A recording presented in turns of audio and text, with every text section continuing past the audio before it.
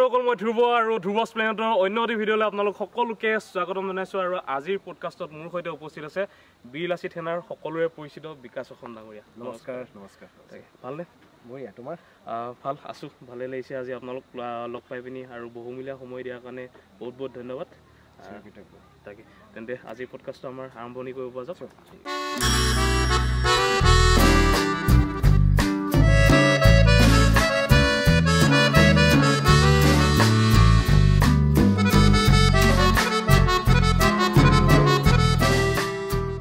গুৱাহাটীত এটা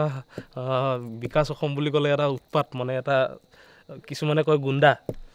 যিটো শব্দ ইউজ কৰিছোঁ মানে মই কোৱা শব্দ নহয় দেই, এইটো মানে যিটো গুণ্ডাগিৰি চলোৱা বুলি কিছুমানে ক'ব বিচাৰে বিকাশ অসম বুলি ক'লে। শৃংখল চলিহা কেতিয়াও কোনো কাৰণত নিসিজা এটা কচু, জাতীয় জীৱনৰ কাম কৰিছিলে, কাম কৰি আছে, কাম কৰিয়ে যাব। মাননীয় মুখ্যমন্ত্ৰীয়ে PWD বিভাগটো তেওঁৰ লগত ৰাখিছে, দলং ঘাট ৰাস্তা পদূলি সকলোবিলাক তেওঁ প্ৰশিক্ষণ কৰিছে, কিন্তু লগত তেওঁতো প্ৰশিক্ষণ হৈ গৈছে, পাৰ্চেণ্টেজ এটা নাখায় জানো? মোক এতিয়া বেয়া পাব মুখ্যমন্ত্ৰী নহ'ব ডাঙৰীয়া। এই মূৰ্খ এখন চৰকাৰৰ মাননীয় মিথ্যাচাৰী মুখ্যমন্ত্ৰী হিমন্ত বিশ্ব শৰ্মা ডাঙৰীয়াই ৪,৫০০ লিটাৰ মদ বিকিবলৈ যিটো যে আপোনাৰ জাননী জাৰি কৰিছে, এইটোতো তেতিয়াহ'লেতো ড্ৰাগছ খাবলৈকে তেতিয়াহ'লে তেওঁ ইনষ্টিকেট কৰিলে, মানে মাছ বুলি নাই খোৱা, যি বুলি খুৱাই আছেতো। হিমন্ত বিশ্ব শৰ্মা কি আপোনাৰ গোটেই অসমখনৰ তেওঁ মালিক নেকি? গতিকে অসমীয়া জাতিটো, অসমীয়া খিলঞ্জীয়া মানুহখিনি মালিক হয়। গতিকে আমাৰ অসমত আমাৰ যদি দাদাগিৰি গুণ্ডাগিৰি নচলে, কাৰ ওচৰত চলিব? অসম আৰক্ষীয়ে কিন্তু নেৰানেপেৰা চেষ্টা কৰিছে দেই, আমি প্ৰায় দেখিবলৈ পাইছোঁ, কিন্তু বস্তুটো আৰু এইটো কটকটীয়া হ'ব লাগে, একদম এক্সাম্পল ছেট হ'ব লাগে। এডিক্টেড পেডলা পালে গুলি কৰি দিব লাগে। আমাৰ কিছুমান শুভাকাংক্ষী আছে, যিসকল ব্যক্তি কিছুমান গভৰ্ণমেণ্ট এমপ্লয়িও হয়, কিছুমান ভাল তেওঁলোকৰ ফিনেন্সিয়েল মানে কণ্ডিশ্যন গুড কণ্ডিশ্যনৰ মানুহে আমাক সহায় কৰে, চিৰিয়াছলি সহায় কৰে, আৰু বিপদত পৰিবলৈ দিয়া নাই। চিনেমাত দেখাই যে সেনেকুৱা জেলৰ সেইবোৰে ৰাখে, ক'ত ৰাখিব নহয় জেলৰ কয়দীবিলাক বোলে হাজুতিবিলাক আবেলিতো হাজুতি হয়, কিন্তু সেই তাত জেলত কিন্তু এটা কাৰণে ভাল, আপুনি যিবিলাক সংগঠনৰ লৰাই যিবিলাক আমি যাওঁ সোমাওঁ, সাংঘাতিক ৰেচপেক্ট, মানে একদম মেইচাত দিয়ে।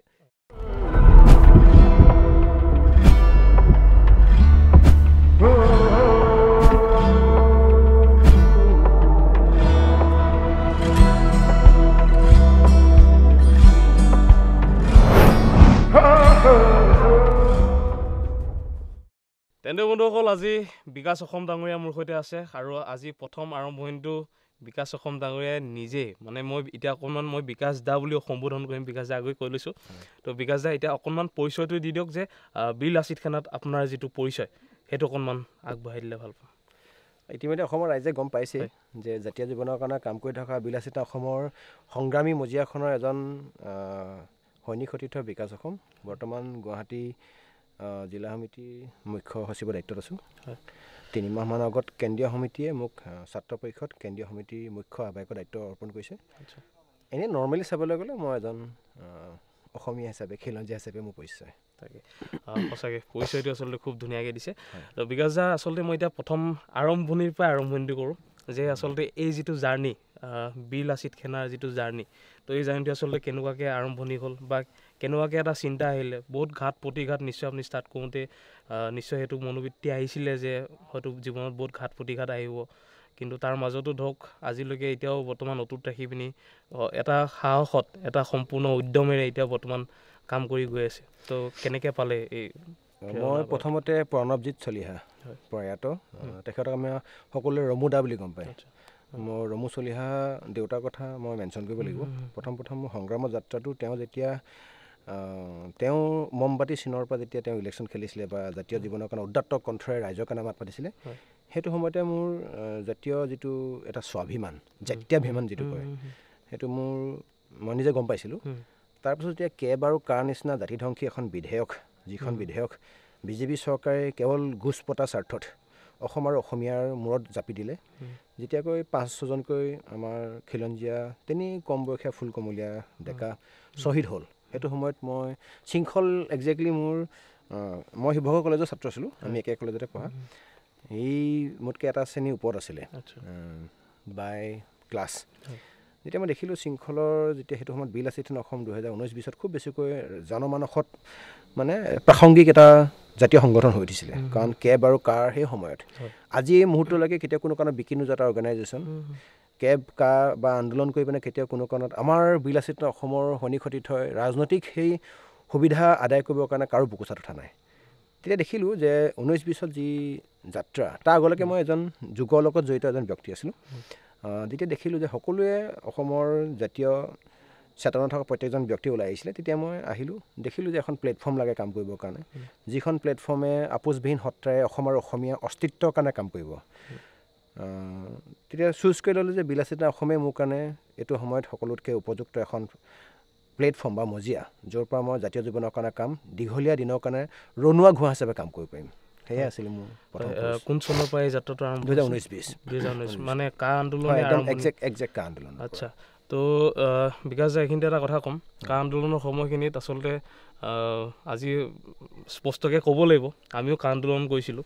তো কা আন্দোলন কৰি পিনি এতিয়া দেখিবলৈ পোৱা গৈছে যে বহুতো দল সংগঠন মানে ৰাজনৈতিক দল সংগঠনৰ ৰূপ পালেগৈ কা আন্দোলন কৰি পিনি, কিছুমান নেতা হ'লগৈ বা এনেকুৱা ধৰণৰকৈ, বা আপোনালোকৰো তেনেকুৱা কিবা আহিছিলে নেকি ধৰক চিন্তা সেই সময়খিনিত যে আমি কা আন্দোলনটো কৰিলোঁ, যিহেতুকে বহুতে চিন্তা সেইটো মনোবৃত্তি লৈ পিনি কিছুমানে ৰাজনৈতিক দল খুলিলে বা এনেকুৱা ধৰণৰ এটা লাইনত যোৱা দেখা গ'ল, কিন্তু আপোনালোকে সেইটো পথলৈ নগ'ল বা কাৰো লগত টাই আপো নহ'ল বা এনেকুৱা ধৰণৰকৈ এতিয়া বৰ্তমান সেই নিজৰ গতিতে আছে। তো এই ক্ষেত্ৰত কেনেকুৱা ধৰণৰ মানে কি ক'ব? মানে মই সংগ্ৰামৰ মজিয়াখনত মই বিশেষকৈ নিজৰ সক্ৰিয়তাটোত মানে গুৰুত্ব দিছোঁ। অসমীয়া জাতি নিজৰ ব্যক্তিত্ব আছে, নিজৰ বৈশিষ্ট্য আছে, সক্ৰিয়তা আছে, মান সন্মান আছে, আৱেগ অনুভূতি আৰু প্ৰভুত্ব আছে। আমি দেখিছোঁ বহু সংগঠনৰ নেতাই চাইকেলৰ পৰা ইন'ভা লাগিছে, মই এইডোখৰ জেগাত গাড়ী এখনৰ পৰা চাইকেল এখন লাগিছোঁ। মানে আগতে মই চাকৰি কৰি থকা জীৱন সকলো পুৱাৰ পৰা নোপোৱালৈ আহিছোঁ, যে সংগ্ৰাম কৰিলে মানুহে একো তেনেকুৱা নাপায়। গতিকে কেব বা কা সময়ত সুবিধাবাদৰ যি ৰাজনৈতিক পোষকতা কৰিলে বা তেনেকুৱা সুবিধাবাদৰ যি মানে স্থল বিচাৰি ফুৰিলে, সেইবিলাক আপুনি ইতিমধ্যে গম পাইছে, সেই নেতাবিলাকক সমগ্ৰ অসমবাসীয়ে নস্যাৎ কৰিছে। কিন্তু আপুনি শৃংখল চলিয়াহালৈ চাওক, লাগিলে ৰন্তুপানী ফুকন ককাইদেউ চাওক বা হেমন্ত বৰালৈ চাওক বা হৰকুমাৰ গগৈ ককাইদেউলৈ চাওক, আমাৰ কোনো ব্যক্তিয়ে কেতিয়াও কোনো কাৰণত নিজৰ পোচাকযোগ মানে ৰহন সানিবলৈ চেষ্টা কৰা নাই। গতিকে পাছতে আঙুলি যেনেকৈ সমান নহয়, কোনো ব্যক্তিৰ কাৰো লগত যেতিয়া ব্যক্তিত্ব নিমিলে, ইয়াত XYZ কোনোবাই কিবা ৰাজনৈতিক পৰিকল্পনা বা পৰিক্ৰমা ল'ব পাৰে, কিন্তু মই ভাবিছোঁ যে জাতীয় এই সমস্যাৰ সন্ধিক্ষণত ৰাজনৈতিক মানে এখন পথাৰত ভৰি দিয়াতকৈ আমাৰ যিসকল স্বাভিমান থকা অসমীয়া আৱেগ অনুভূতিয়ে ভৰা যিখিনি আমাৰ অসমীয়া মানুহ আছে, তেওঁলোকৰ লগত থাকি কাম কৰাৰ সময় সমাগত। গতিকে মই ভাবিলোঁ কেব কা বুলি কথাই নাথাকে, কেব কা এটা হ'ল এটা লেচু, যে আমি সকলোকে একত্ৰিত কৰা, আমি যে অসমীয়া মানুহখিনি কিমান এটা বিপদৰ মুখলৈ আমাক এই সুবিধাবাদী চৰকাৰখনে লৈ গৈছে, সেই কথাটো আমাক বুজাবলৈ এটা চৌচ হ'ল। কিন্তু আমি এতিয়া বিচাৰিছোঁ, এতিয়া প্ৰত্যেকটো ক্ষেত্ৰতে মানে লঞ্চিত, বঞ্চিত, অৱহেলিত, কোনোবা চুৰিয়াব, ভকুৱাব, গুৰিয়াব অসমীয়া মানুহখিনিক আপোনালোকে মন কৰিছে, এচাম দুষ্কৃতিকাৰী বহিৰাগত ব্যক্তিয়ে গোচপতা স্বাৰ্থত আগ্ৰাসনৰ মনোভাৱেৰে অসমীয়াৰ ওপৰত যথেষ্ট ধৰণৰ নিৰ্যাতন চলাইছে। গতিকে এই মুহূৰ্তত আমি ভাবিছোঁ, মানে বিলাসিতা অসমীয়া ভাবিছোঁ, জাতীয় জীৱনৰ কাৰণে প্ৰত্যেকজন অসমীয়াৰ খিলঞ্জীয়া বিপদত থকাটো প্ৰয়োজন অনুভৱ কৰিছোঁ। হয়, আৰু এতিয়া যিহেতুকে আপোনাক এটা কথা ক'ব লাগিব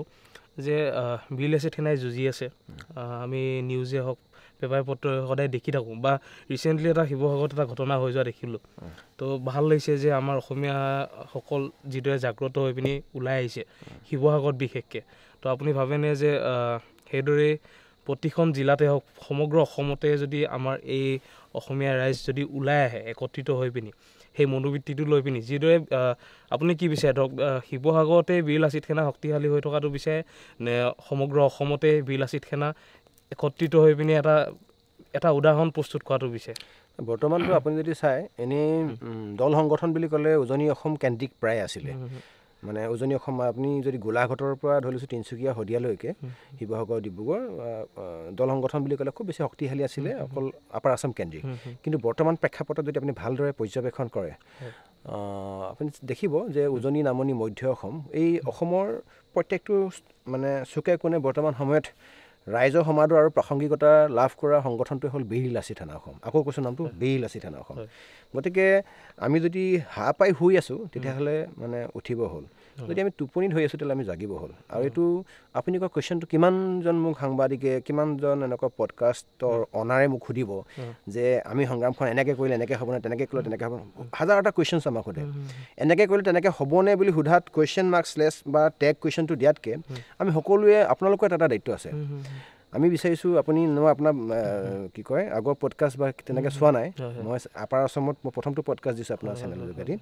এই ৱেভ ইক' টুৰিজিম বুলি কোৱা এটা হয় এৰিয়াত গুইজানৰ গতিকে আমি বিচাৰিছোঁ সকলোৱে এটা মানে ইয়াতে মানে কি সকলোৱে এটা ৰোল প্লে' কৰে আমি সকলোৱে যদি ৰোলটো প্লে' কৰোঁ যদি খুব যদি ছিৰিয়াছ এটা কণ্ডিশ্যনত যদি বিষয়খিনি আগবঢ়াই লৈ যাওঁ তেতিয়া কোনো কাৰণত মানে অসমখন পিছ পৰি নাথাকে বাহুবলে সকলো নহয় বা ৱেপনছৰ শক্তিয়ে সকলো নহয় মন মগজু মানে আপুনি ব্যৱহাৰ কৰিব লাগিব এইটো সময়ত কিন্তু সাংঘাতিককৈ এটা আগ্ৰাসন চলিছে বহিৰাগতৰ হয় আৰু এতিয়া শিৱসাগৰৰ পাছত বিশেষকৈ দেখিবলৈ পোৱা যায় গুৱাহাটীত এটা বিকাশ অসম বুলি ক'লে এটা উৎপাত মানে এটা কিছুমানে কয় গুণ্ডা যিটো শব্দ ইউজ কৰিছোঁ মানে মই কোৱা শব্দ নহয় দেই এইটো মানে যিটো গুণ্ডাগিৰি চলোৱা বুলি কিছুমানে ক'ব বিচাৰে বিকাশ অসম বুলি ক'লে তো সেই পৰিচয়টো কি ক'ব জাতি বিপদত যদি গুণ্ডা হ'ব লাগে এতিয়া মই অকল গুণ্ডা নহয় এই গুণ্ডা বহুতকেইটা বহিছে অভিষেক আছে এইফালে বিহাইণ্ড দ্য কেমেৰা জয়ন্ত আছে বাকী আমাৰ ক'ত গ'ল সোণপোনা আছে গোহাঁইহঁত আছে বহি আছে এতিয়া মানে কথাটো হ'ল কি কোনোবাইতো লিডটো ল'ব লাগিব আৰু লিডটো ল'বলৈ যাওঁতে তাত যদি কোনোবাই গুণ্ডা বুলি কয় কোনোবাই কংগ্ৰেছী বুলি কয় কোনোবাই বিজেপি বুলি কয় তাততো আমাৰ কোনো ফৰক নপৰে এতিয়া আপুনি ইতিমধ্যে দেখিছে যে মান সেনা তথা অসম পুলিচৰ মাননীয় DGP মহোদয় তেওঁ এপইণ্ট কৰি দিয়া মানুহবিলাকৰ ৰঙা চকু ডাঙৰ ডাঙৰ পুলিচ অফিচাৰ ৰঙা চকু MLA মিনিষ্টাৰ ৰঙা চকু আমি কোনোবাই কেৰেপ কৰি পাইছোঁ জানো আৰু জাতিৰ কাৰণেতো গুণ্ডামি কৰিব লাগিব এইটো হিমন্ত বিশ্ব শৰ্মা আজি আহিছে কেলৈ নাই হিমন্ত বিশ্ব শৰ্মা কি আপোনাৰ গোটেই অসমখনৰ তেওঁ মালিক নেকি গতিকে অসমীয়া জাতিটো অসমীয়া খিলঞ্জীয়া মানুহখিনি মালিক হয় গতিকে আমাৰ অসমত যদি আমাৰ যদি দাদাগিৰি গুণ্ডাগিৰি নচলে কাৰ ওচৰত চলিব আমিতো মিছাকৈ গৈতো 420 আমি কামততো আমাৰ ধৰিছোঁ জাতিটো আমি অহিত চিন্তা কৰিতো গুণ্ডামি কৰা নাই গতিকে দাদাগিৰি চলিব অসমীয়াগিৰি চলিব আগলৈ চলি থাকিব য়েছ চলিব লাগিব 100% তাকে আৰু এইখিনিতে এটা কথা PhD কৰি থকা সময়খিনিত জেল যোৱা প্ৰথমজন ছাত্ৰ মই যিমানখিনি মোৰ জ্ঞাতাৰ্থে মই যিমানখিনি গম পাইছোঁ PhD কৰি থকা সময়তো মানে এতিয়া মই ডিব্ৰুগড় ইউনিভাৰ্চিটিত গৈ থকা অৱস্থাতে আচলতে দেখিবলৈ পাওঁ PhD কৰা ষ্টুডেণ্টখিনি তো এটা বেলেগ এটা মনোবৃত্তি থাকে তেওঁলোকৰ এটা বেলেগ চিন্তাধাৰা থাকে যে পঢ়া শুনাৰ বাহিৰে মানে বেলেগ এটা তেওঁলোকে ইমানখিনি চিন্তা কৰাটো নহয়গৈ মানে তো খুব এটা কনচিয়াছ খুব এটা ষ্টেট ফৰৱাৰ্ড মানে এটা লাইনতে যায় তেওঁলোকৰ অকল পঢ়া শুনা তো সেই তেনেকুৱা ধৰণৰ এক অৱস্থাত PhD কৰি থকা সময়তে আপুনি জেলৰ ভাতো খাই আহিছে তো সেইটোক লৈ পিনি কেনেকুৱা আছিলে সেই জেলৰ যাত্ৰাটো বহুত মজা জেলৰ ভাল লাগিছে চবেই কৰা কামটো কৰি ভাল নালাগে মানে চবেই একদম PhD কৰি পিনে MPhil PhD কৰি কলেজ ইউনিভাৰ্চিটি প্ৰফেচাৰ হ'ব কোনোবাই কিবা হ'ব ডক্টৰেট হ'ব কোনোবাই এছিষ্টেণ্ট প্ৰফেচাৰ এছ'চিয়েট প্ৰফেচাৰ হ'ব চাই মাৰি ধুনীয়াকৈ যায় মোৰ একদম ভাল লাগিছে মানে PhD অলপমান এক্সেপশ্যনেল কাম কৰি ভাল লাগে চাওক মই মদ খাই হেৰিয়ত যোৱা নাই জেলত যোৱা নাই মই ড্ৰাগছ ভাং খাই জেলত যোৱা নাই মই কিবা অপকৰ্ম কৰি যোৱা নাই অ'কে PhD চেপ্টাৰটো বেলেগ এটা চেপ্টাৰ ধৰিছোঁ সেইটো চেপ্টাৰে মই ধৰিছোঁ পঢ়া ছাইডটোতো চবৰে আছে পঢ়াটো এটা জন ডিউৰি যিগৰাকী আপোনাৰ এডুকেশ্যনেলিষ্ট তেখেতে কৈছে it is all about the life long process পঢ়াটোতো চলি থাকিব কিন্তু তাৰ মাজতে যে মই অকণমান সময় উলিয়াইছোঁ ৰাইজৰ কাৰণে জাতিৰ কাৰণে অসমীয়াৰ কাৰণে স্বাভিমানৰ কাৰণে প্ৰভুত্বৰ কাৰণে আৱেগৰ কাৰণে সেইখিনি সময় সকলোৱে উলিয়াব লাগে মোৰতো অনুৰোধ মানে আপুনি 24টা ঘণ্টা 6 ঘণ্টা বা 8 ঘণ্টা হ'লে বাকী 16 ঘণ্টা বা 18 ঘণ্টা আপুনি জাতিৰ কাৰণে 2 ঘণ্টা সময় দিয়কচোন আমি 2 ঘণ্টা সময় যদি আপোনাৰ যদি মোবাইলটো চলাই থাকিবলৈ সময় হয় 2 ঘণ্টা সময় আপুনি যদি আপোনাৰ কি কয় আপোনাৰ দাঁতি কাষৰীয়া মানুহখিনি আপোনাৰ অলাগতিয়াল কথাখিনি আলোচনা কৰিবলৈ যদি সময় হয় জাতিৰ কাৰণে কিয় ভাবিবলৈ সময় নহয় আৰু আপুনি PhD কিহত কৰি আছে মই ড্ৰাগ এডিক্টেড মানুহৰ ওপৰত কৰি আছোঁ মোৰ টপিকটো হ'ল ইফেক্ট অফ চিলেক্টেড য়োগিক practices on drug addicted persons আচ্ছা এতিয়াও বৰ্তমান কৰি আছে কৰিছোঁ তেন্তে এইখিনিতে এটা কথা সুধোঁ মই ৰিচেণ্টলি মানে আজি প্ৰায় 2 বছৰ 3 বছৰৰ পৰা বিশেষকৈ দেখা গৈছে তো BJP চৰকাৰখন মই কাৰণ চৰকাৰক মই পাৰ্টিকুলাৰলি মোৰ মানে এনেকুৱা নাই যে কাৰো লগত শত্ৰুতা বা কিবা বুলি নহয় একচুৱেলি মই কথাটো সুধিছোঁ বিশেষকৈ BJP চৰকাৰ অহাৰ পিছত বহুতে ক'ব বিচাৰে যে ৰাস্তা ঘাটৰ বহুত উন্নয়ন হ'ল বহুত কিবা কিবি উন্নয়ন হ'ল বুলি ক'ব বিচাৰে কিন্তু মই এইখিনিত এটা বস্তু মই ৰিচেণ্টলি আপোনাৰ যিহেতুকে টপিকটো ক'লে ন যে ড্ৰাগছৰ লৈ পিনি তো এই 2 বছৰ 3 বছৰৰ পৰা ড্ৰাগছৰ ক্ষেত্ৰত মানে এনেকুৱাকৈ আমাৰ উজনি অসমত বিশেষকৈ তো এনেকুৱাকৈ শক্তি মানে দেখা পোৱা গৈছে মানে ড্ৰাগছক লৈ পিনি তো এই সম্পৰ্কত BJP চৰকাৰখন যে এই টপিকটোত যে ব্যৰ্থ মাজতটো ওলাইছিলে আনন্দ মিশ্ৰই এনকাউণ্টাৰ কৰা কিবা কৰা কেইদিনমানৰ এটা হাল্লা এটা হৈছিলে কিন্তু তাৰপিছত পুছ ঠিক আছে হয়নে সেইটো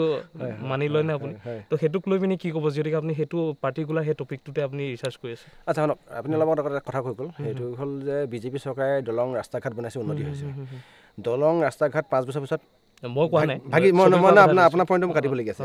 দলং ৰাস্তা ঘাট 5 বছৰ পিছত উভলি যাব কিন্তু আমাক উন্নতি লাগে শিক্ষাত এডুকেশ্যন আমাক উন্নতি লাগে স্বাস্থ্যত আমাক উন্নতি লাগে কমিউনিকেশ্যন আমাক উন্নতি লাগে মেডিকেলত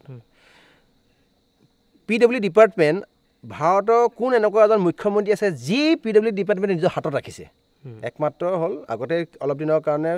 মই জনাত তৰুণ গগৈ ডাঙৰীয়া ৰাখিছিলে যদি মোৰ ভুল নাই হয় এতিয়া বৰ্তমান সময়ত আমাৰ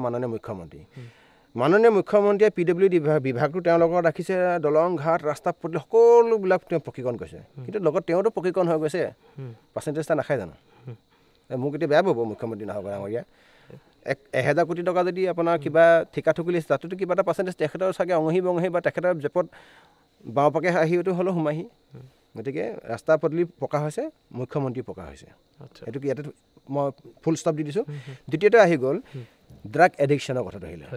ড্ৰাগ এডিকশ্যনৰ কথাটো মানে খেনুক দেখি ৰান্ধে বাঢ়ে খেনুক দেখি দুৱা বান্ধে কোঠাৰ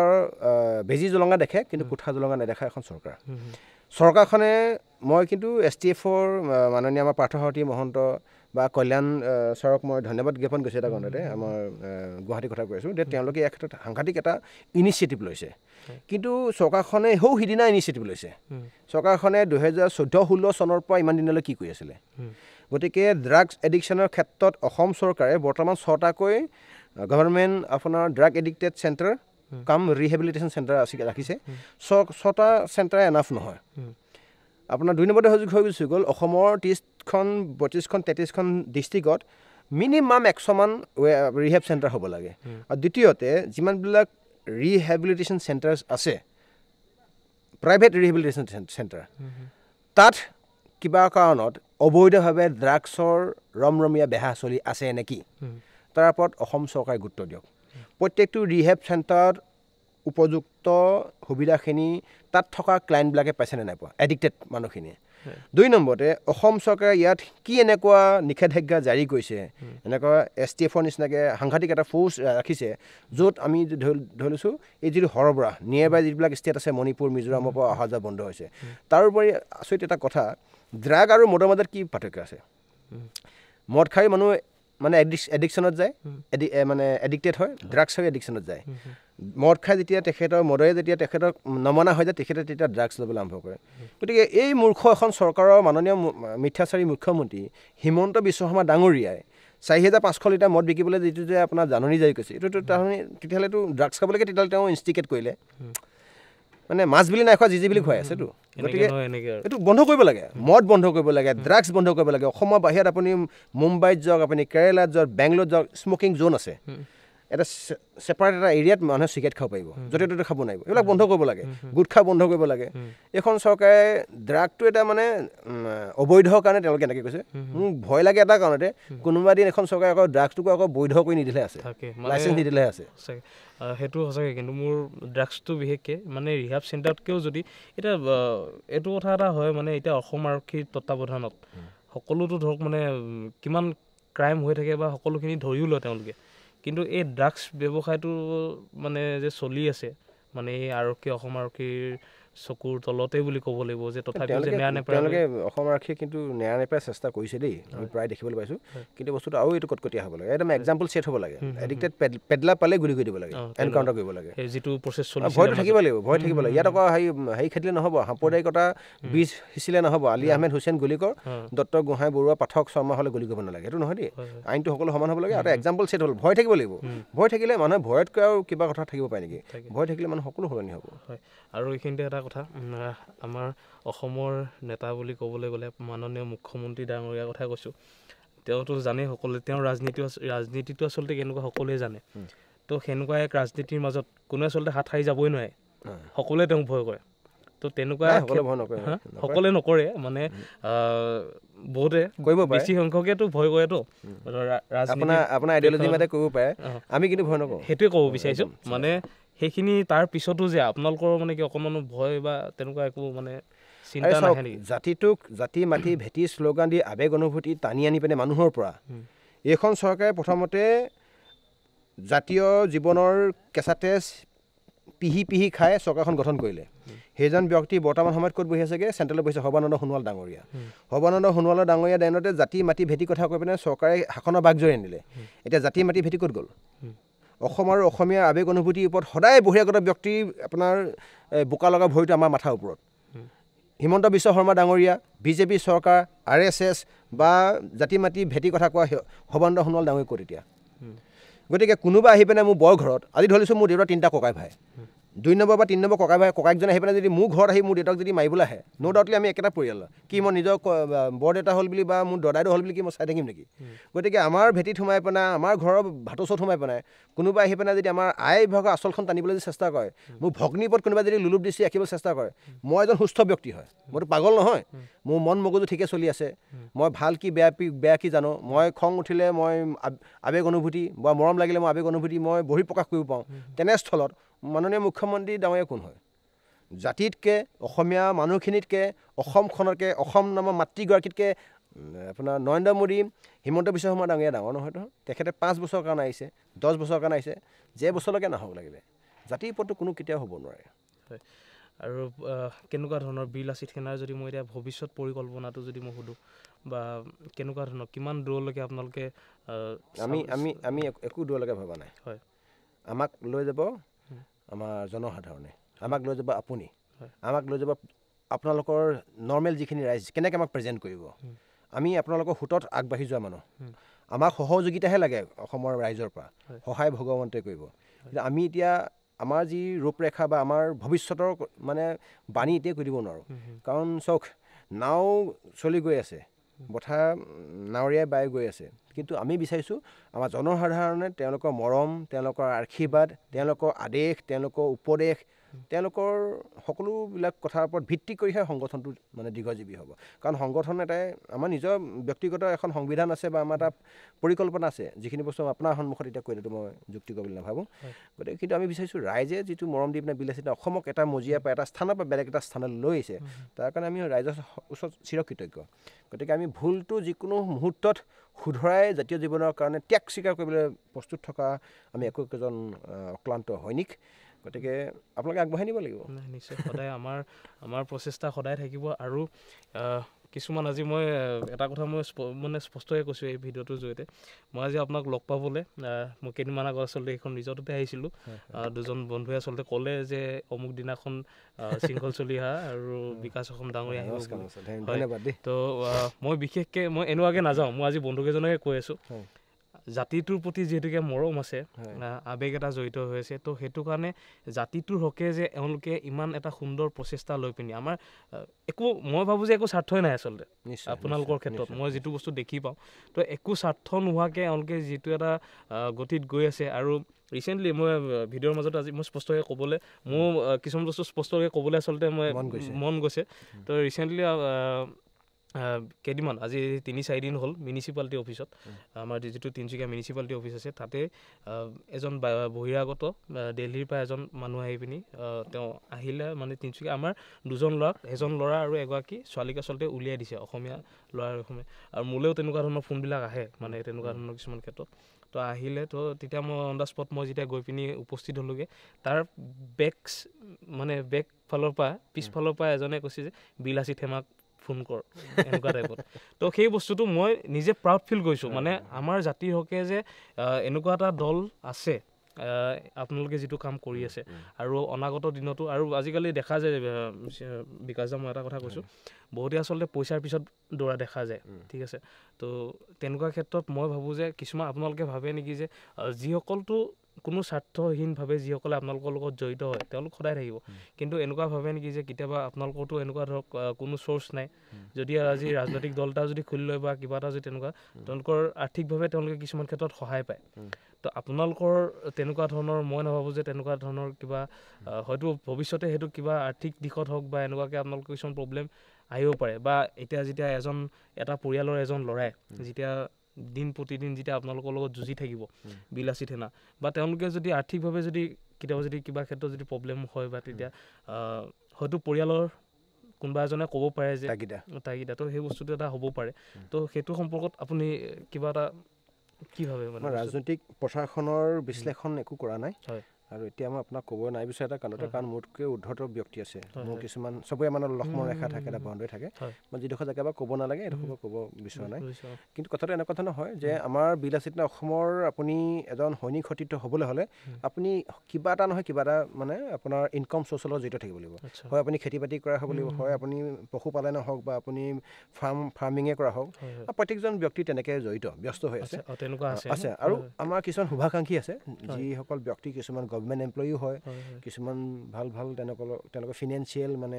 কণ্ডিশ্যন গুড কণ্ডিশ্যনৰ মানুহে আমাক সহায় কৰে চিৰিয়াছলি সহায় কৰে আৰু বিপদত পৰিবলৈ দিয়া নাই মই আপোনাক সেইটো কেনে ক'লোঁ আমি ক'ত যাম তাক নিৰ্ধাৰণ আমাৰ অসমৰ আমাক ভাল পোৱা ৰাইজে কৰিব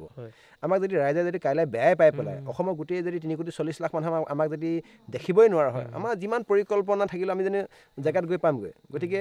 জনমানসত জনসাধাৰণৰ মাজত আছোঁ যেতিয়া গতিকে ৰাইজে আমাক সেইটো ডিচাইড কৰিব ক'লৈ লৈ যাব আমাক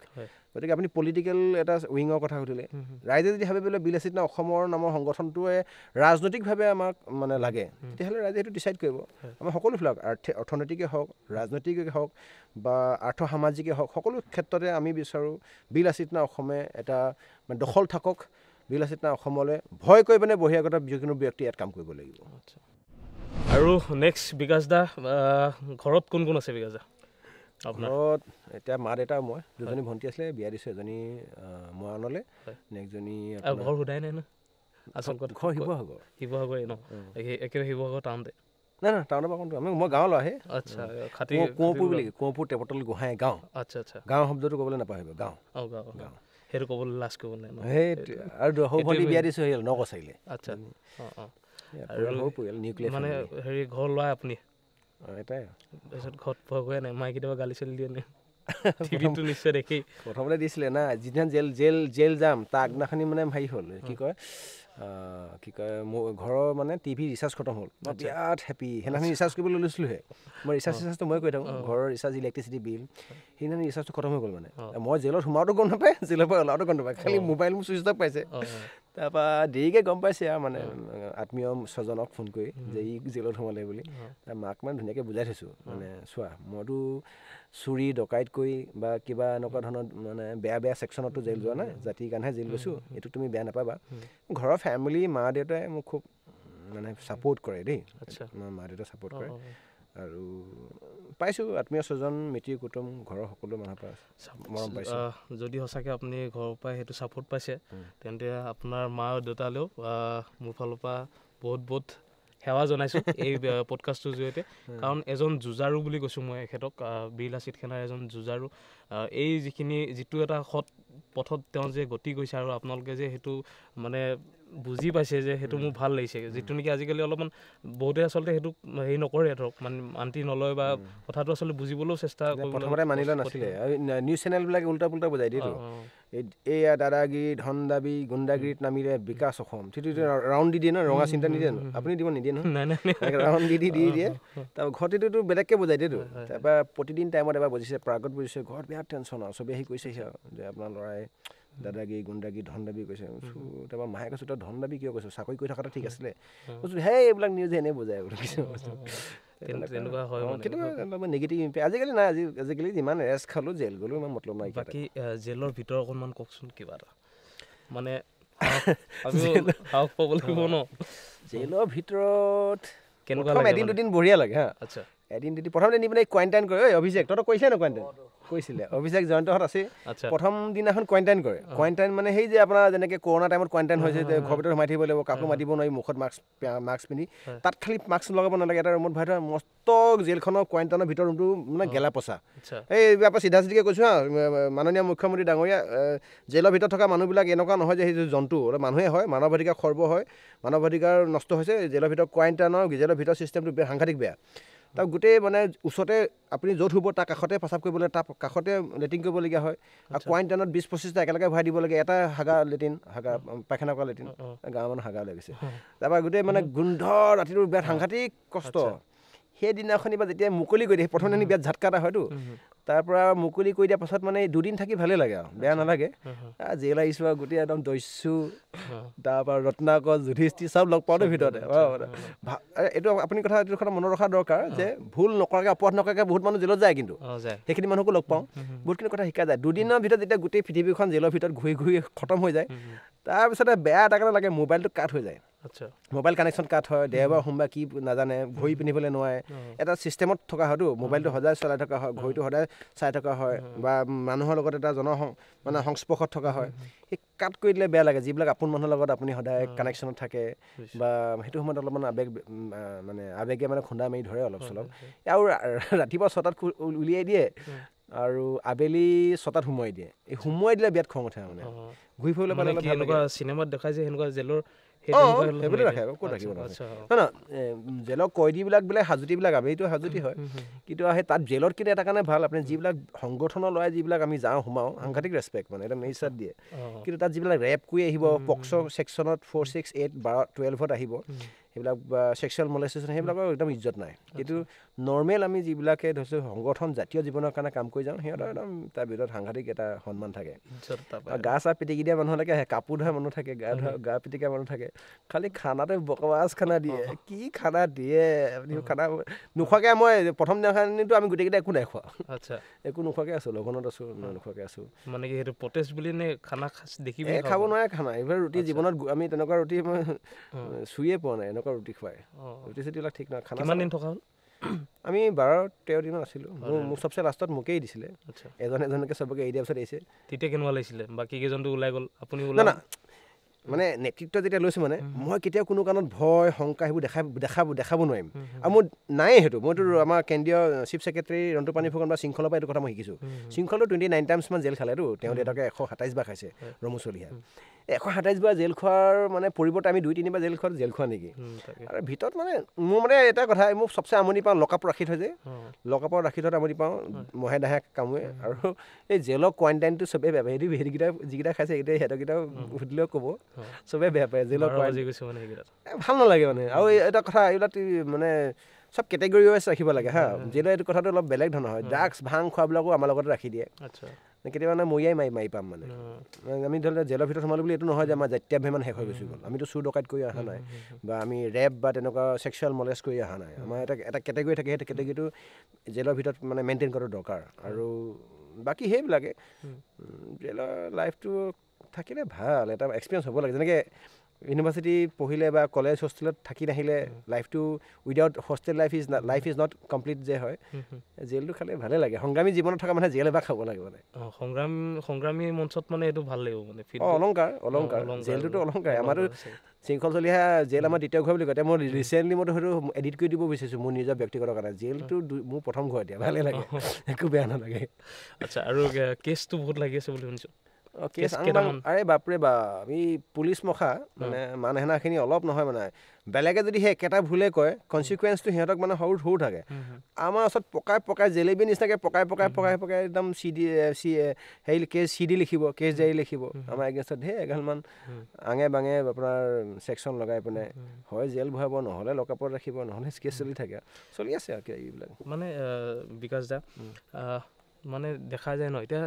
মানে যিকোনো প্ৰকাৰে আপোনালোকক ধৰক ঠাণ্ডা কৰাৰ এটা প্ৰয়াস চলি আছে বুলি ভাবেনে আপুনি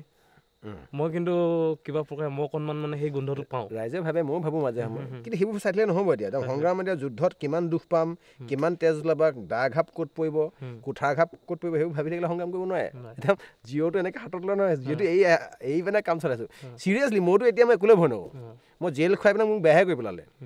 জেলটো নোখোৱাৰ আগত অলপমান ভয় কৰিছিলোঁ এতিয়া জেল খুৱাব ভাবিলোঁ এইডোখৰ তাৰপৰা এতিয়া মৃত্যুদণ্ডলৈ ভয় কৰিবলৈ আছে আৰু সেইটো নাজানো সেইটো যদি চৰম যদি কিবা এটা উপায় মানে পৰিস্থিতি যাবগৈলগীয়া হয় কিন্তু সেনেকুৱা কামটোতো আমি নকৰোঁ কেতিয়া কিন্তু জেল খুৱাই আহিলে অলপমান ভয়টো নাইকিয়া হৈ যায় বেছি নাইকিয়া হৈ যায় তথাপি পলিটিক্স যিটো ৱৰ্ড ইউজ হয় ন পলিটিক্সটো কৰি দিব পাৰে ন কেতিয়াবা ধৰক তেনেকুৱা এটা কিবা দেখা যাওক তেতিয়া দেখা যাব ন ৰাইজ আছেতো আমাক আমি জাতীয় জীৱনৰ কাৰণে কাম কৰি থকা মানুহখিনি যদি সেই বিশ্বাসটো আছে মই এটা কথা দেই মই কিন্তু মাননীয় মুখ্যমন্ত্ৰী ডাঙৰীয়াৰ ওপৰত এটা বিশ্বাস আছে তেওঁ কিন্তু ক'ৰবাত নহয় ক'ৰবাত কিন্তু জাতি প্ৰেমটো আছে দেই মই এটা চিম্পল এটা উদাহৰণ দিওঁ নেকি সৰ্বানন্দ সোণোৱাল ডাঙৰীয়া অসমৰ মুখ্যমন্ত্ৰী থাকিলে 5 বছৰ মুখ্যমন্ত্ৰী থকাৰ পাছত তেখেতে চেণ্ট্ৰেলৰ এতিয়া বৰ্তমান মিনিষ্টাৰ সৰ্বানন্দ সোণোৱাল ডাঙৰীয়া আৰু হিমন্ত বিশ্ব শৰ্মা ডাঙৰীয়াৰ মাজত আকাশ পাতাল এটা পাৰ্থক্য আছে সৰ্বানন্দ পন্থীয়ে মোক বেয়া পাই লাভ নাই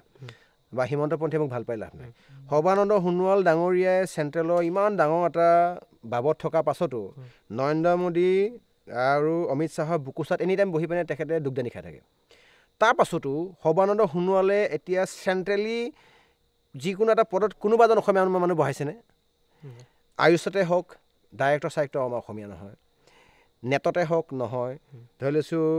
যিকোনো ধৰণৰ আপুনি UGCতে হওক ইউনিভাৰ্চিটি গ্ৰাণ্ট কমিশ্যনতে হওক যিকোনো চেণ্ট্ৰেল যিকোনো পদত এজনো অসমীয়া মানুহ নাই কিন্তু হিমন্ত বিশ্ব শৰ্মা ডাঙৰীয়া কংগ্ৰেছত থকা সময়ত তেখেতৰ 9জন 10জনকৈ ৰানিং MLA লৈ আহি পিনে বিজেপি জইন কৰিলে হিমন্ত বিশ্ব শৰ্মা গা পিটিকা মাথা মালিচ কৰা গাড়ী চলোৱা এই তৰংগ গগৈহঁত কেতিয়া MLA নহয় জানো আপোনাৰ মানৱ ডেকাহঁত এতিয়া MLA নহয় জানো হিমন্ত বিশ্ব শৰ্মা ডাঙৰীয়া সকলোকে ডাঙৰ গুণ হ'ল তেখেতেও খায় বেলেগকো খুৱায় তেখেতেও বনিছে তেখেতৰ লগত থকা একদম চিৰিয়েল এগালমান মানুহ বনাইছে সৰ্বানন্দ সোণোৱাল ডাঙৰীয়াৰ লগত এনি টাইম লগত থকা ঋষিকেশ গোস্বামী নামটো শুনিছিলে চাগে আপুনি এতিয়া ঋষিকেশ গোস্বামী দেখোন এতিয়া আপোনাৰ কোনো গুৰুত্বই নাই সৰ্বানন্দ সোণোৱাল ডাঙৰীয়া সেইটো সকলোতকৈ বেয়া গুণ যে তেখেতে কোনো এজন মানুহক উঠিবলৈ দিয়া নাই এতিয়ালৈকে আৰু নাই উঠা এতিয়া যে BCCI যে আমাৰ যিজন আমাৰ অসমীয়া মানুহ গৈছে তেখেতো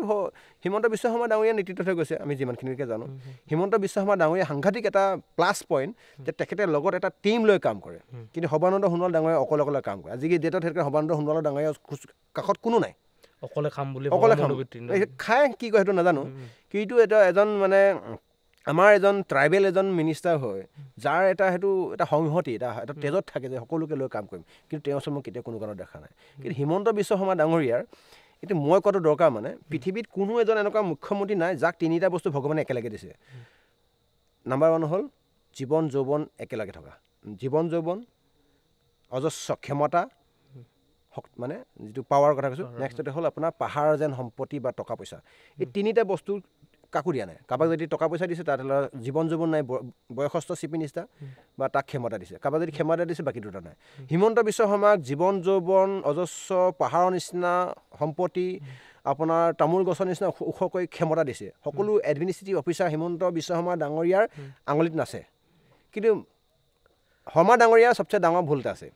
ভুলটো হ'ল তেওঁৰ জীৱনত সেই যে যিটো 140 যে গাড়ীখন চলাই আছে এই স্পীড ব্ৰেকাৰটো তেওঁ নিজে দি লোৱা নাই মানে স্পীড ব্ৰেকাৰটো নাই কাৰণে কোনোবা য'ত খাই এনেকুৱা বেয়াকৈ গোটেই তেওঁ ভাগৰ ইন'ভাখনৰ বা কিয়া কাৰ্নিভেলৰ চকা উফৰি ক'ৰবাত যাব সেইদিনাখনে তেখেতে MLAতকৈ তললৈ গুচি যাব গতিকে হিমন্ত বিশ্ব শৰ্মা ডাঙৰীয়াই এতিয়া এই মুহূৰ্ততে কথাটো জনা দৰকাৰ যে তেখেতে নিজে ভস্মাসন থাকে নিজে নিজৰ মাথাত হাত নিদিলেহে মানে ৰক্ষা গতিকে ইয়াৰ পৰা এটা কথা ক'ব বিচাৰিছোঁ যে সৰ্বানন্দ সোণোৱাল ডাঙৰীয়া দেৱক আমি এই ক্ষেত্ৰত আমি আমাৰ অলপ ফৰক পাইছোঁ মানে পাৰ্থক্য পাইছোঁ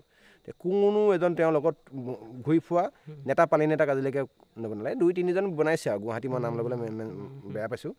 যাৰ টকা পইচা অলপ আছে কিন্তু হিমন্ত বিশ্ব শৰ্মা ডাঙৰীয়াক আপুনি পীযুষ হাজৰিকাই হওক জয়ন্ত মল্ল বৰুৱাই হওক তৰংগ গগৈয়ে হওক মানৱ ডেকাই হওক যাৰ কথা নকওক লাগিলে একেলগে তেওঁলোকৰ লগত আহিছে সকলোকে তেওঁ মানে এটা কি কয় দৃষ্টি ৰাখিছে সেই বস্তুটো মই কিন্তু ভাল পাওঁ যুৱ কংগ্ৰেছৰ দিনৰ পৰাই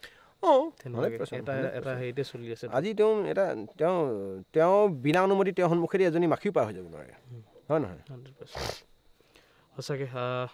খুব ভাল লাগিলে বিকাশ দালত আজি কথা পাতি পিনি আৰু গোটেইখিনি কথা আচলতে গম পালোঁ আৰু সকলোতকৈ ভাল লাগিলে যে জেলৰ যিখিনি কথা ক'লে ভাল লাগিলে আৰু জেল যাবলৈ ভয় নকৰে বুলি কৈছে ডাইৰেক্ট হয় নাই এইটোতো চবেই জানে সেইটো চবেই জানে বাৰু এতিয়া আমিও আজি ময়ো গম পাই উঠিলোঁ তো সঁচাকৈ আমি আমাৰ অসমত বীৰ লাচিত সেনাৰ যিসকল সৈনিক আছে বা হেৰি এইখিনিতে এটা কথা সুধোঁ শৃংখলাৰ বিষয়ে কি ক'ব শৃংখল চলিহাৰ বিষয়ে কি ক'ব এই বিন্দাস মানুহ শৃংখলা ন এই বিন্দাস তাৰ নিচিনা আজি মই তাৰ PhD তাৰ নাম শচীন হা শচীন এটা কথা কচোন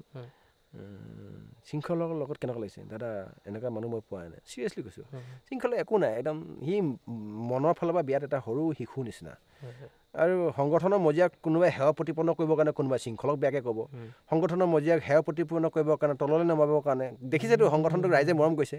এচাম চকু চৰহা মানুহ আছে কিন্তু দেই চিচা মানে বিভিন্ন ৰাজনৈতিক দলই হওক বা বেলেগ প্ৰেক্ষাপটৰ পৰা হওক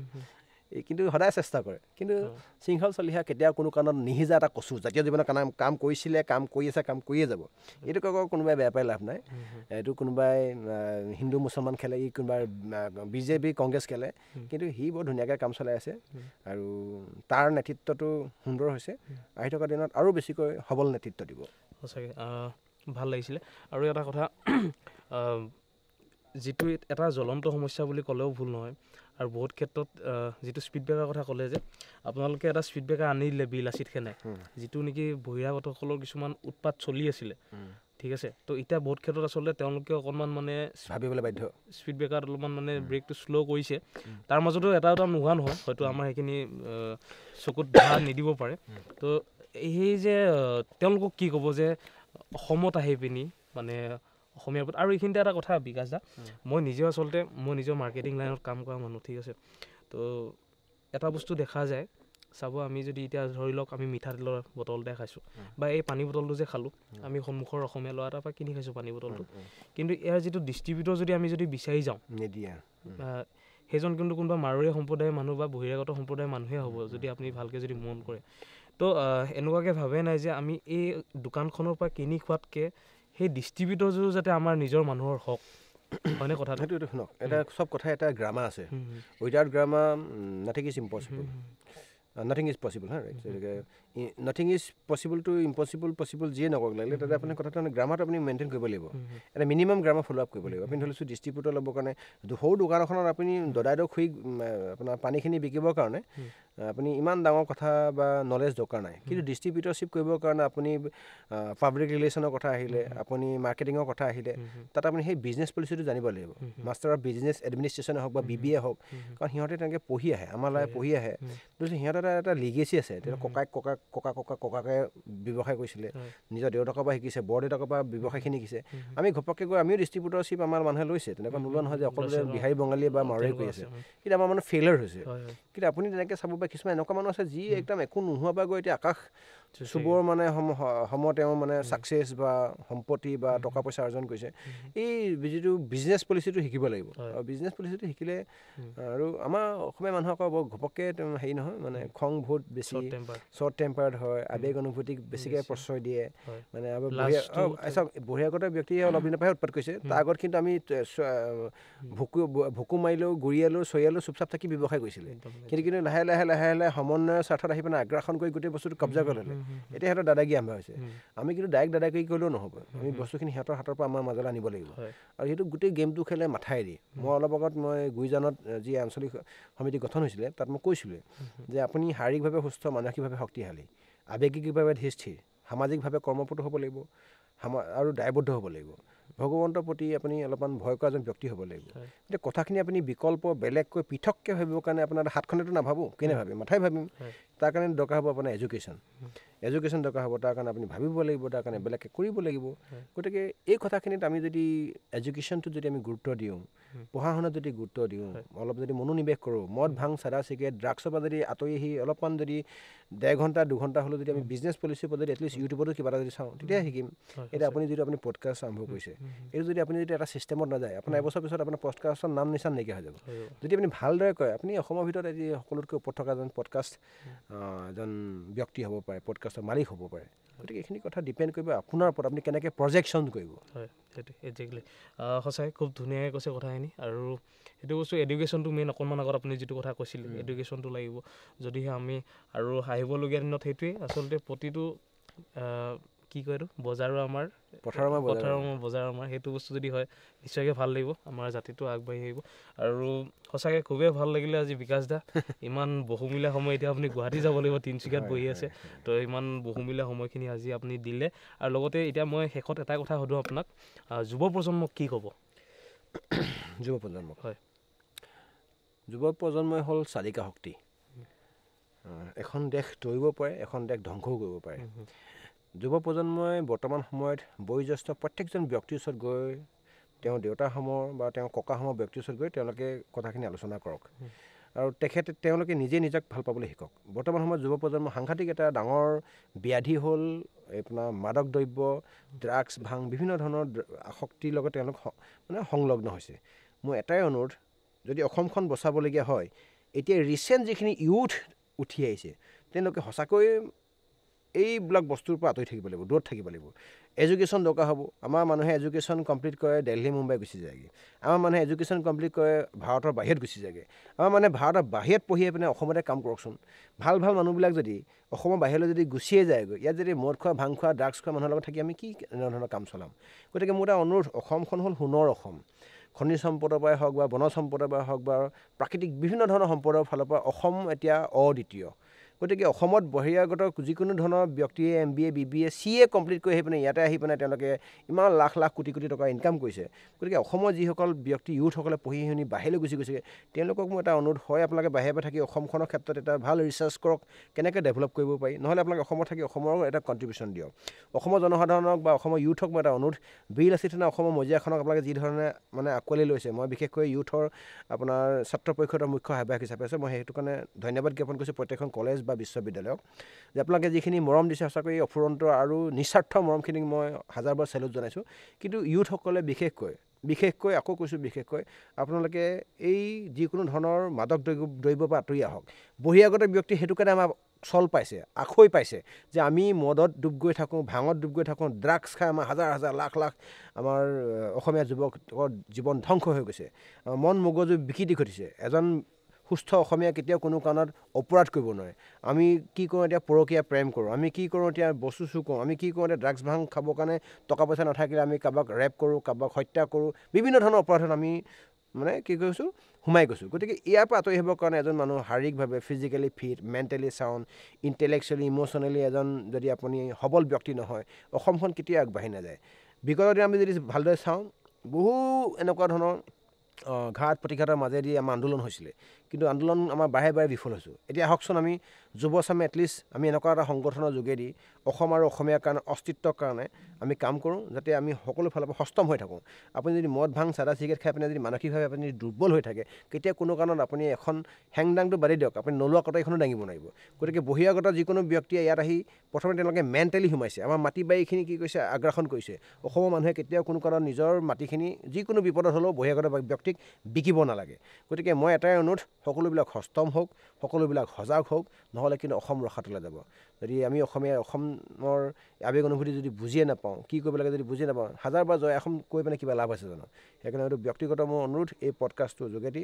ধ্ৰুৱৰ চেনেলটো সকলোৱে ছাবস্ক্ৰাইব কৰি দিব, মৰম দিব, শ্বেয়াৰ কৰিব, আৰু আহি থকা দিন সকলোকে লগ পাম। আমাৰ সংগ্ৰামখন নিস্বাৰ্থ সংগ্ৰাম, ৰাইজে দেখি আছে, ৰাইজে পৰিমাপ কৰি আছে। হয়, সঁচাকৈ খুবেই ভাল লাগিলে, পুনৰবাৰ কৈছোঁ, খুব সুন্দৰকৈ কথাখিনি কৈছে। আজি সাক্ষাৎ নিজে লগ পালোঁ বাৰু, ভাল লাগিলে, আৰু আগলৈও নিশ্চয় আমি আৰু এদিন বহিম এনেকৈ ভালকৈ। আজি এটা খুব নেচাৰেল পৰিৱেশৰ মাজত কি আছিলে, ৱেব ইক' টুৰিজম, এই ৰিজৰ্টখনত আজি বহি আছিলোঁ, গুইজানতে আছে, আপোনালোকে আহিব পাৰিব। খুব এটা ধুনীয়া ফিল্ড এটা লৈ পিনি ন, ভাল লাগিলে ন। আৰু হেৰি গোহাঁই কি গোহাঁই আছিলে, সোণকণ গোহাঁই মই ধন্যবাদ জ্ঞাপন কৰিছোঁ। ইয়াৰ অনাৰক মই গোহাঁইক ধন্যবাদ জ্ঞাপন কৰিছোঁ। মোৰ সন্মুখতে বহি আছে ডুমডুমা আঞ্চলিক সমিতি, তিনিচুকীয়া জিলা সমিতিৰ কাষতে বহি আছে, সাহস দিয়াৰ কাৰণে ধন্যবাদ জ্ঞাপন কৰিছোঁ। বেয়া নাপাওঁ, অভিষেক আহাচোন, অভিষেক আহা, গোটেইখিনি আহক। জয়ন্ত, বিজু দা, একো নাই, আমাৰ ঘৰুৱা চেনেলত নিছে, বেয়া পাইছে নাই? এইটো আমাৰ গোটেই নিজৰ মানুহ। এইটো অভিষেক আছে, জয়ন্ত আছে, বিজু দা আছে, এইখিনি আমাৰ এই একদম চবচে কম বয়সত জেল খোৱা মানুহ ই আৰু জয়ন্ত। তুমি কেইবাৰ খালা? এবাৰ খাইছে, ই এবাৰ খাইছে। এনেকুৱা ধৰণৰ ঘটনাই জাতিৰ কাৰণে, অসমীয়াৰ কাৰণে জেল খাইছে, ইও জেল খাইছে।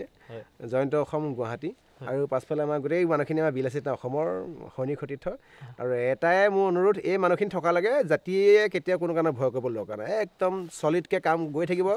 ভয় কৰা কোনো কথাই নাথাকে। কিবা ক'বা কৈ দিবা? জয় অসম, জয় অসম। তো সঁচাকৈ আজি খুবেই ভাল লাগিলে, আৰু বিশেষকৈ বিকাশ দা, আপোনাক বহুত বহুত ধন্যবাদ জনাইছোঁ। আৰু হয়তো শৃংখলাকো লগ পাম এদিন, নিশ্চয় আমি একেলগত বহিম গোটেইখিনি ন। আৰু সকলো আজি বীৰ লাচিত সেনাৰ, এওঁলোকক সৈনিক বুলি কৈছোঁ, বীৰ লাচিত সেনাৰ সকলো সৈনিকক মোৰ ফালৰ পৰা, বিশেষকৈ এজন অসমীয়া যুৱক হিচাপে, অসমৰ সন্তান হিচাপে মোৰ ফালৰ পৰা সকলোকে আহিবলগীয়া দিনলৈ আপোনালোক সকলোকে বহুত বহুত শুভেচ্ছা জ্ঞাপন কৰিছোঁ। আগলৈ যাওক, সংগ্ৰামত আমিও আছোঁ, ময়ো আছোঁ। আপোনাৰ চেনেলৰ যোগেদি আগন্তুক নতুন ইংৰাজী নৱবৰ্ষ আৰু মাঘৰ বিহুৰ আন্তৰিক ওলগ জনালোঁ। 31 ডিচেম্বৰত মদ পানী কমকৈ খাব নাখাব বুলি নকওঁ মই কাৰণ আপোনালোকৰ মই মালিক নহয় মদ পানী কমকৈ খাব আৰু মাঘৰ বিহু উকা ধান মদ পানী কমকৈ খাব যদিও খালেও কিবা কাৰণে ঘৰত শুই থাকিব বাইক গাড়ী চলাই পিনে এক্সিডেণ্ট হয় যাতে কোনো যাতে অসমীয়াক যাতে অসমীয়া যাতে হেৰাবলগীয়া নহয় দেই একদম ঠিক কথা কৈছে তেন্তে সামৰিব পাৰি আৰু মোৰ আজিলৈকে যিমানকেইটা ভিডিঅ' বনাইছোঁ ইউটিউবত প্ৰতিটো ভিডিঅ'ৰ শেষত জয় অসমটো থাকে আজি আমি একলগত জয় অসম ক'ম বিকাশ অসম যাৰ নেকি পৰিচয় ধৰক জয় অসমটো থাকে তো মোৰো সেই তাহানিৰ দিনৰ পৰা ফাৰ্ষ্ট ষ্টাৰ্টিঙৰ পৰা আজিলৈকে মিছ নাই হোৱা প্ৰতিটো ভিডিঅ'ত নিজেও কওঁ লাগিলে এবাৰ ৱেষ্ট বেংগলৰ পৰা ৰাইডাৰ কেইজনমান আহিছিলে তেওঁলোকো জয় অসম কৈহে পঠিয়াইছোঁ তো সেইটোৱে কথা তো আজি আমি একলগত সকলোৱে জয় অসম এটা ক'ম তেন্তে আজি এই ভিডিঅ'টো ইমানতে সামৰিছোঁ বিকাশ অসম বীৰ লাচিত সেনাৰ এগৰাকী সৈনিক আৰু লগতে সকলো সৈনিকলৈ বহুত বহুত ধন্যবাদ জ্ঞাপন কৰিছোঁ আৰু যদিহে আপোনালোকে ভিডিঅ'টো শেষলৈকে চাইছে তেন্তে বহুত বহুত ধন্যবাদ জনাইছোঁ আৰু যদি ভিডিঅ' ভাল লাগিলে লাইক কমেণ্ট এণ্ড শ্বেয়াৰ কৰিবলৈ নাপাহৰিব খুব সুন্দৰকৈ তেওঁ কথাখিনি কৈছে আৰু আগলৈও আপোনালোকে এনেকুৱা ধৰণৰ ভিডিঅ'সমূহ পাই থাকিবলৈ চেনেলটো ছাবস্ক্ৰাইব কৰিবলৈ নাপাহৰিব তেন্তে আজিলৈ আহিছোঁ ধন্যবাদ থেংক ইউ ভাল লাগিলে সঁচাকৈ ভাল লাগিলে গোটেইখিনি লগ পাই ভাল লাগিলে মোৰ এটা আহি যায় বেয়া নাপাব কৈ থাকোঁ নাই আমি চব খোলা খুলি মানুহ তাকে